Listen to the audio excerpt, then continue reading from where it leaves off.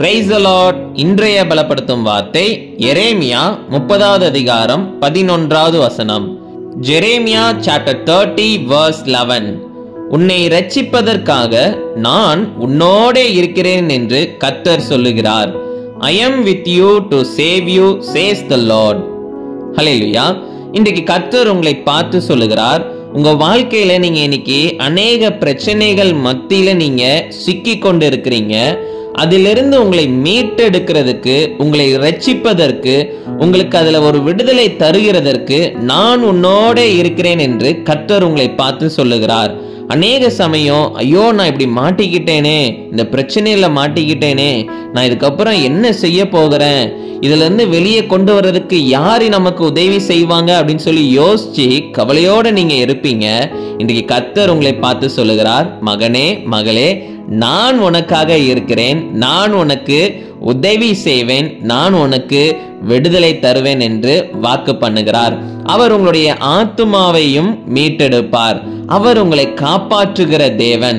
நீங்க பாவ அடிமைத்தனத்துல இருப்பீங்க, அதுல மாட்டிக்கொண்டு சிக்கிக்கொண்டு கஷ்டப்பட்டு கொண்டு இருக்கிறீங்க.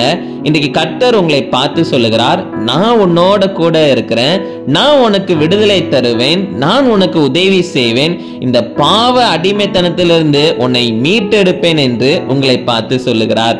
அதனால எதை கண்டும் நீங்க பயப்படாதீங்க, எதை யோசிச்சும் கவலைப்படாதீங்க. கர்த்தர் உங்களோட கூட இருக்கிறார்.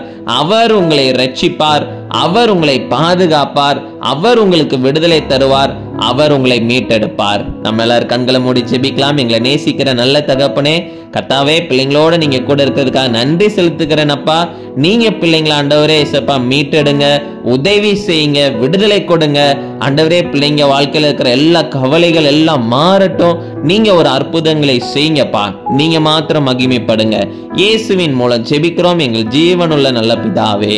ஆமேன், ஆமேன், ஆமேன். உங்களுக்கு விடுதலை கொடுக்க, உங்களுக்கு சந்தோஷத்தை தர, சமாதானத்தை கொடுக்க கர்த்தர் உங்களோட கூட இருக்கிறார். பயம் இல்லாம இருங்க. கர்த்தர் உங்களை பார்த்து கொள்வார், உங்களை வழி நடத்துவார். God bless you. Have a joyful day.